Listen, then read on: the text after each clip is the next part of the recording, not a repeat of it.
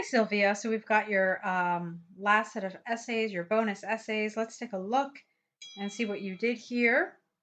It's about green energy. So here's what you wrote. Experts throughout both the developing and developed world have debated whether the increasing use of green energy is something positive or not, since these energies have different advantages and disadvantages to consider. This essay will discuss both points of view, using examples from Oxford University to demonstrate points and prove arguments. All right, it's written very well. I really like it. Smooth, nice. But there's one problem, Sylvia, and I want you to remember this always. It says here, discuss both views and give your opinion. Remember that one of the hallmarks of a band 7 is making sure that your position is clear throughout the essay. Throughout means from the beginning to the end. And so for your position to be clear from the beginning, you need to express it in your introduction. I'm not going to say that's the only way to do this, but it's really the easiest, clearest way to do it. So rather than saying you're going to discuss both points, before that, you should say, in my opinion, this, whatever your opinion is, and then you can say, this essay will discuss both points, etc., etc. Okay? So just make sure that whenever you're asked for your opinion, and the exam always asks it in like different ways. To what extent you agree? Do you agree? Do you disagree? Give both of you, discuss both views and give your opinion. These are just some of the ways. Make sure that you answer this question in the introduction. All right, let's move on. Hold on. Okay, there we go. On the one hand, there is ample evidence regarding the security threat that changing from non-renewable energy to renewable energy could create. This is largely because green energy can cause problems regarding the availability of their main resources, sunlight and wind, which are not available at all times. The possibility of not generating enough energy is an increasing concern. Still, even if these resources are not always available, the development of green energies has provided a way to save energy when the resources are at their peak, which would compensate for here those moments without it. Thus, it is possible to state that although a valid preoccupation, the threat to energy security is not an urgent concern. All right, this is really, really, really, really nice. I like this. Really nice language. It was really well written, so very good. I didn't really love this word, preoccupation. I thought you could have used a more natural word, more precise. You could have just said valid concern. That to me is the most natural. Oh, and you wrote concern here. All right, let's see. Let's see if we can change this around. Thus, it is possible to state that although a valid concern, the threat to energy security is not an urgent issue. That, for me, would have been a very nice way to do it. Urgent issue, sure, they collocate together, and certainly valid concern, make a collocation that's quite appropriate. Okay, but this is good. Let's see. Fine, let's move on. On the other hand, the positive impact of the rising of green energy, that's an awkward expression here. The positive impact of the increased use, increased production, yeah, not rising. I'm not really crazy about that.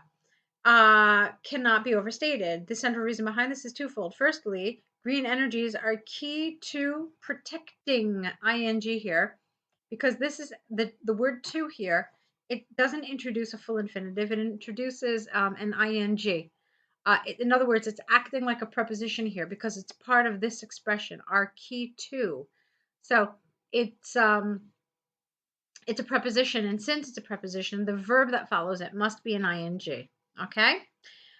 So, are key to protecting the environment since they barely produce any pollution. Secondly, the overall costs of the energy creation process are considerably smaller than the most classical energy options. Recent empirical research by Oxford University demonstrated that the use of renewable energies, such as aeolic or solar energies, reduced the pollution by 95% while also reducing the costs up to 70%. Therefore, it is conclusively clear that green energy has many advantages. All right, lovely. From the arguments and examples given, I don't know where I saw the word stated, sorry. From the arguments and examples given, I firmly believe that green energy is and will continue to be the greatest option when generating energy in every country. It is predicted that renewable energy will increasingly grow in importance. Okay, this is really nice. You're ready. You're doing great. I thought this was lovely. Okay, very nice vocabulary, very good grammar. You could see that I corrected it in, like under 5 minutes. So it flowed really well. It didn't create any problems for me. Okay, yeah, there were a couple of errors. I do want you to be a little careful with those. Because you really want to be as accurate as possible, okay, especially when you're aiming for one of those higher band scores. The thing that I really, really, really want you to work on is this. Remember what I told you about your position. The position must be clear throughout. So make sure you set it forth in your introduction. Okay. All right. So let's take a look at this fantastic map here. Let's see. Let's see what you wrote. The following graph, well, careful here, it's not really a graph, right? It's a map, so refer to it as such.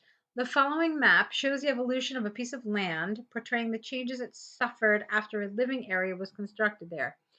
All right, here you've got some vocabulary issues. I wouldn't have used the word suffer. I would have said maybe underwent, okay? And I also don't think it's appropriate to call it a piece of land. It's an island. And you know that because there's sea all around it. There's a beach. So, wait, where's my mouse?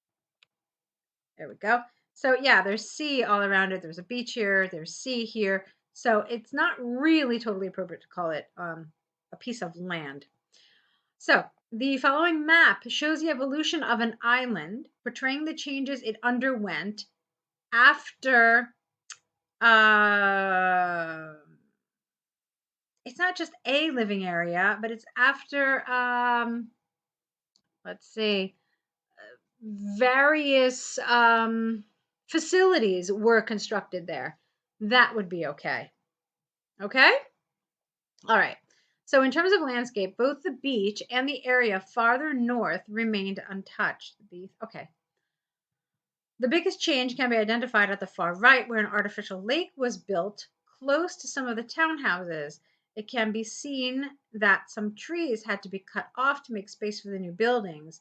Most of that new space was destined to, I don't understand that, building accommodation, that's unclear, with two main areas of housing, each at one side of the map. The first one, closer to the beach, has 6 houses, whereas the one closer to the lake has 8 houses forming a circle. The center was destined for 3 bigger buildings, allowing better connections for both vehicles and pedestrians. A pier was also built close to the main buildings. Okay.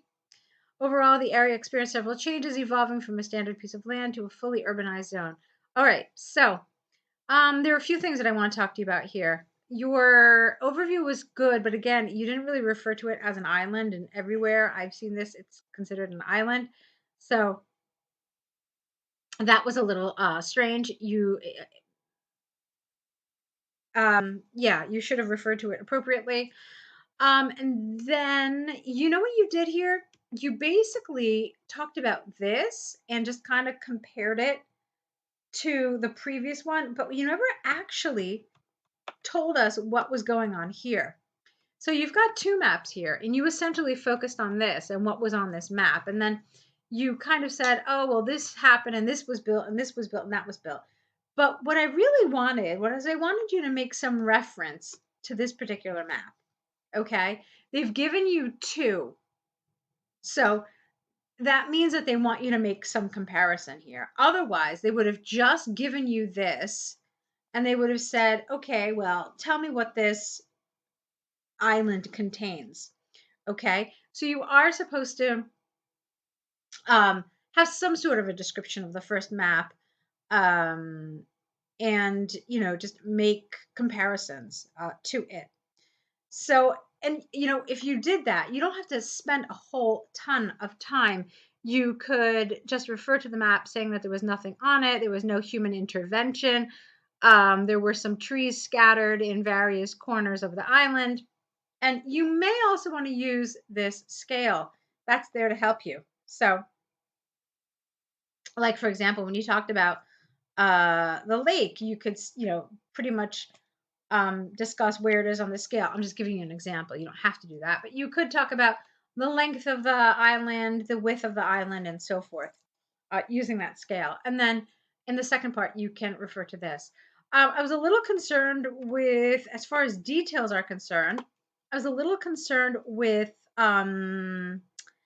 your use of footpaths and the vehicle tracks. You didn't really mention them. You just said that the center, et cetera, better connections for vehicles and pedestrians. Yet you didn't really talk about the paths. So that would be considered maybe like you missed something. Okay, you got everything else, but you should have said that there were footpaths and vehicle tracks um, for people to transfer to the beach, through the other buildings, and of course to the accommodation areas. Okay, just something like that. But you didn't really mention anything about the footpaths or the vehicle tracks, and so that might cause a little problem. Okay, so I thought your task 2 was really good. It was definitely the stronger one of your 2 tasks today. This was good as far as grammar and vocabulary are concerned, but there were some problems, of course, with task achievement. As you can see, that's essentially what I'm focusing on here. So I want you to be careful with that. So a good job overall, very well done. Now the question is, what's next? Well, you could continue to work with us and get another essay correction package so we could continue working together, giving you feedback. Try different task 2s that you haven't seen so far, and of course, other task 1s to maybe make some progress there. It's up to you, really. Do let us know what you decide to do. I hope to see more of your work. Okay. Either way, let us know. And I want to wish you all the best of luck.